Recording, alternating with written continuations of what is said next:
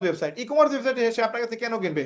একজনে চাকরি করতেছে, তারে বলেন যে ভাই আপনি চাইলে আপনি যে কোনো প্রোডাক্ট কোন জায়গা থেকে আপনি ম্যানেজ করে কালেকশন ফটো আপনি কালেকশন করে আপনি চাইলে আমাদের এখানে একটা ওয়েবসাইট বানালেন।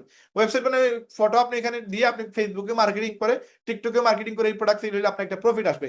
অর্ডার আসলে আপনি যে দোকান থেকে ফটোগুলো নিয়ে আসছেন ওই দোকানে আপনার মানে প্রোডাক্টের অর্ডার দিয়ে দিবেন, ওইখান থেকে আপনি প্রোডাক্ট সাপ্লাই করে আপনি এখান থেকে প্রফিট করতে পারবেন। মানে যার দোকানই নাই তারা আপনি চাইলে এটা মানে মোটিভেশন দিয়ে তার কাছে একটা দোকান সেল দিতে পারবেন, অনলাইন একটা দোকান আপনি বিক্রি করতে পারবেন। তার মানে ই কমার্স ওয়েবসাইট আমি কার কাছে বিক্রি করবো, আমাকে। এই জিনিসটা নিয়ে পরবর্তীতে আমরা মিটিং এ আমরা বিস্তারিত আলোচনা করব। এখন মূল ইন্টেনশন, আমি ই কমার্স ওয়েবসাইট বিক্রি করতেছি কেন? মূল ইন্টেনশন হচ্ছে যে আমার ইনকামের জন্য।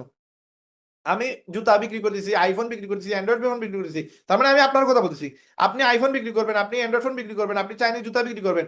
রায়হান ভাই চায়না থেকে স্পিকার সহ একটা গ্লাস আছে, এই গ্লাস নিয়ে আসছে, একটা ফ্যান নিয়ে আসছে, আরো অনেক যেগুলো জিনিস নিয়ে আসছে, রোবট, হ্যান্ডি রোবট নিয়ে আসছে। এগুলো রায়হান ভাই নিয়ে আসছে কার জন্য? আপনার জন্য নিয়ে আসছে। আপনি এখন এটা সেল দিবেন কেন? এটা সেল দিলে আমার একটা প্রফিট আসবে, এটা মাথায় রাখতে হবে। আমি যাই করবো আমার একটা প্রফিট আসবে।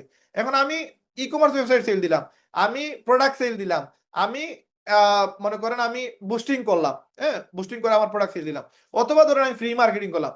এখন আমি কি করলাম? আমি অ্যাকাউন্ট সেল দিলাম, মানে রিসেলার তৈরি করলাম। একটা অ্যাকাউন্ট সেল হলে আমার 1 থেকে 3 হাজার টাকা আসতেছে। এই জিনিসগুলো আমি কেন করবো? আমার ইনকামের জন্য করবো। তার মানে আপনার ইন্টেনশন থাকতে হবে, আপনার ইনকাম লাগবে। সমাজে বা বাংলাদেশে যে সবচেয়ে বড় বড় বিষয়, যেটা আমাদের সবচেয়ে বেশি ইম্পর্টেন্ট, সেটা হচ্ছে মানুষের টাকার প্রয়োজন। এখন এইটা একটা বড় বিরাট সমস্যা, মানে এটা মানে পুরো বাংলাদেশের সমস্যা। এটা শুধু আপনার সমস্যা না, আমার সমস্যা না, পুরো বাংলাদেশের এই সমস্যাটা, যে অর্থনৈতিক যে মন্দা বা অর্থনৈতিক অবস্থা সবার খারাপ।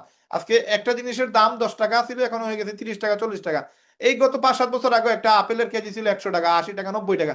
এখন আপনি আপেল কিনতে গেলে 250-300 টাকা নিচে কোনো আপেল নাই। আপনি আঙ্গুর আগেও আমরা 120 টাকা, 80 টাকা, 90 টাকা দিয়ে কেজি খাইছি, এখন 400-500 টাকা নিচে কোনো আঙ্গুর নাই। তার মানে প্রত্যেকটা জিনিসের দাম আপনার দ্বিগুণ, 3 গুণ, 4 গুণ হয়ে গেছে। কিন্তু ইনকামটা কি বাড়ছে? আজ থেকে 5 বছর আগে, 7 বছর আগে আমি ইনকাম করছি 30,000, এখন আমার ইনকাম হয়েছে কত? 30, 32, 35, না আরো বাড়ছে না কমছে? আরো কমছে। অনেকের গিয়ে দেখেন আপনি 30,000 টাকা এখন 20,000 আসে, 25,000 আসে। তার মানে তার ইনকাম বাড়ে নাই, খরচ বেড়ে গেছে। তখন এইটা হচ্ছে মানে পুরো মানে বাংলাদেশের সমস্যা। এখন এইটার সমাধান আপনি কিভাবে দিবেন? আপনাকে লজিক্যালি দিতে হবে, আপনাকে বুঝতে হবে যে এই মানুষগুলোর আপনি ইনকামটা দিবেন কিভাবে। এখন আপনি আসেন e commerce website, e commerce ওয়েবসাইটে এসে